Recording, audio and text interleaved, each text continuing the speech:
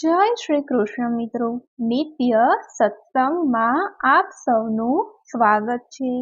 આજે આપણે સાંભળીશું શ્રાવણ માસની અમાસે કરાતું ગાય તુલસી વ્રતનું મહાત્મય, કથા તથા વ્રતની વિધિ। જો આ વિડીયો તમને પસંદ પડે તો લાઈક અને શેર કરી ચેનલને સબસ્ક્રાઈબ જરૂરથી કરજો। આ વ્રત શ્રાવણ માસની અમાસે કુંવારી કન્યા તથા સોહાગણ સ્ત્રીઓ બંને કરી શકે છે। જો શ્રાવણ માસની અમાસે સોમવાર આવતો હોય તો આ વ્રત 100 ગણું વધારે ફળ આપે છે। અમાસના દિવસે સૂર્યોદય પહેલા સ્નાનાદિથી પરવારી પ્રથમ ગાયનું પૂજન કરવું, ત્યારબાદ તુલસી માતાનું પૂજન કરવું, ત્યારબાદ ગાય તુલસી વ્રતની વાર્તા સાંભળવી અથવા તો વાંચવી। ભોજનમાં લીલા રંગનું અનાજ કે શાકભાજી ન લેવા, લીલા રંગની કોઈ પણ વસ્તુ ન ખાવી, લીલા ઝાડ કે પાન પણ તોડવા નહીં, લીલા વસ્ત્ર પણ ન પહેરવા। આ વ્રતમાં લીલા રંગનો ત્યાગ કરવો જોઈએ। જે દિવસે વ્રત હોય ત્યારે કોઈ પણ વસ્તુ લીલા રંગની ન હોવી જોઈએ। ગાયને ઘાસચારો આપવો જોઈએ તથા તુલસી માતાનો અખંડ દીવો કરવો જોઈએ। આ વ્રત કરવાથી કુંવારી કન્યાઓને મનગમતું ભરથાર મળે છે તથા સોહાગણ સ્ત્રીઓનું વાંજ્યા મેળું ટળે છે તેમજ તે પરમ સૌભાગ્યને પામે છે। તો આ હતી ગાય તુલસી વ્રતની વિધિ। હવે આપણે સાંભળીએ ગાય તુલસી વ્રતની કથા। એક ગામમાં શિવશંકર નામે એક બ્રાહ્મણ રહેતો હતો। તેની પત્નીનું નામ ગુણવતી હતું। પતિ પત્ની બંને અત્યંત ધાર્મિક વૃત્તિના હતા, તેથી તેમની પુત્રી સગુણા પણ બચપણથી જ ધર્મના માર્ગે ચાલવા લાગી। ઉંમર લાયક થયા પછી સગુણાએ મનગમતો ભરથાર મેળવવા માટે ગાય તુલસીનું વ્રત શરૂ કર્યું, પરંતુ વ્રત પૂર્ણ થાય એ પહેલા જ સગુણાનું મૃત્યુ થયું। મૃત્યુ પામેલી સગુણા બીજા જન્મે એક કોળીના ઘેરે જન્મી। કોળીનું નામ જાદવ હતું, તેની પત્નીનું નામ કાશી હતું। નીચ વર્ણના અને ગરીબ હોવા છતાં કોળી દંપતી નીતિના માર્ગે ચાલનારા હતા। ગરીબના ઘેર રૂપના અંબર જેવી કન્યાનો જન્મ થતા સૌ કહેવા લાગ્યા કે આ તો કાદવમાં કમળ ખીલે એવી વાત થઈ। જાદવ અને કાશીએ પુત્રીનું નામ કમળા રાખ્યું। પૂર્વ જન્મના ગાય તુલસીના વ્રતના પ્રભાવે કમળાના રૂપમાં અલૌકિક તેજ હતું। જોનારની આંખો અંજાઈ જતી હતી। કમળા તો દિવસે બમણી અને રાત્રે 4 ગણી મોટી થવા લાગી। ચારે બાજુ એના અપૂર્વ સૌંદર્યની ચર્ચા થવા લાગી। જેમ જેમ કમળા મોટી થતી ગઈ તેમ તેમ તેના મા બાપની ચિંતા વધવા લાગી। કોળી કોમમાં કમળાને લાયક વર મળવો શક્ય ન હતું। જાદવ કાશી રાત દિવસ કમળાના હાથ પીડા કરવાની ચિંતા કરવા લાગ્યા। એક દિવસ નગરના રાજાની સવારી નીકળી। રાજાને જોવા કમળા પર ઘરના ઉંબરે ઊભી રહી। રાજાની નજર કમળા પર પડતા જ એ કમળાના રૂપથી અંજાઈ ગયો અને તેની સાથે લગ્ન કરવાનો નિશ્ચય કરી બેઠો। રાજાને 5 રાણીઓ હતી, પણ 5 વાંઝણી હતી। મહેલે જઈને રાજાએ પ્રધાનને બોલાવીને બધી વાત કરી અને કમળા તથા તેના મા બાપને મહેલે બોલાવ્યા। બંને આવ્યા એટલે રાજાએ જાદવ પાસે કમળાના હાથની માંગણી કરી। પોતાની પુત્રી મહેલની રાણી બને એ વાતથી જાદવ તો ગદગદ થઈ ગયો, પણ કમળા જરા પણ વાત છુપાવ્યા વગર તરત જ બોલી, હે રાજા, અમે તો નીચ વરણ કોળીની જાત, વનવગડામાં શિકાર કરી ખાનાર મારી સાથે લગ્ન કરવાનો વિચાર ન કરો। પણ કમળાના રૂપ યૌવનથી મોહી થયેલો રાજા એકનો બે ન થયો। ઘડિયા લગ્ન લેવાયા। પૂર્વજન્મના કરેલા ગાય તુલસીના વ્રતના પ્રભાવથી જ કમળા રાજાની રાણી બની અને રાજવૈભવ ભોગવવા લાગી। રાજાની 5 રાણીઓ કમળાના રૂપની ઈર્ષા કરતી હતી। કમળા રાજાને એટલી વહાલી હતી કે પાંચેય રાણી સમસમીને રહી જતી. તેથી તેઓ કમળાને હેરાન કરવા અનેક નુસ્ખાઓ કરતી. એક દિવસ કમળા મહેલના ઝરૂખે બેઠી હતી. ત્યારે કેટલીક સ્ત્રીઓએ તોડે શણગાર સજી હાથમાં પૂજાની થાળી સાથે જતી જોઈ. કમળાએ એક સ્ત્રીને મહેલમાં બોલાવીને વાત પૂછી. સ્ત્રીએ વિગતે કરીને ગાય તુલસી વ્રતની વાત જણાવી. કમળાને પણ આ વ્રત કરવાની ઈચ્છા થઈ. એ ઈચ્છા તેને પતિને જણાવી. આ સાંભળતા રાજા પણ ઘણા આનંદિત થયા.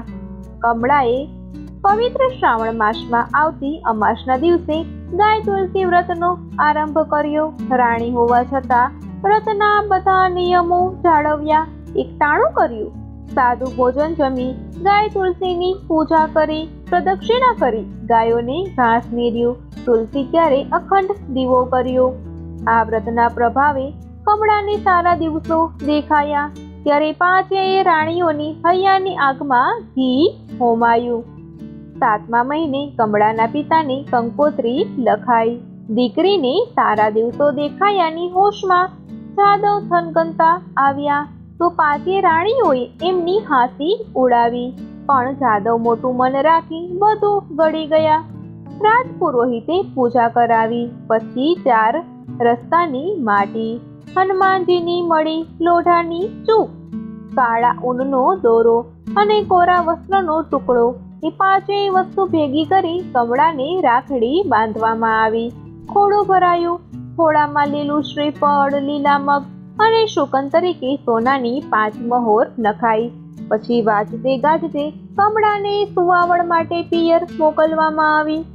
રાજાએ કહેવડાવ્યું કે કુંવર જન્મે તો ફૂલનો દડો મોકલજો અને કુંવરી જન્મે તો ફૂલની માળા મોકલજો.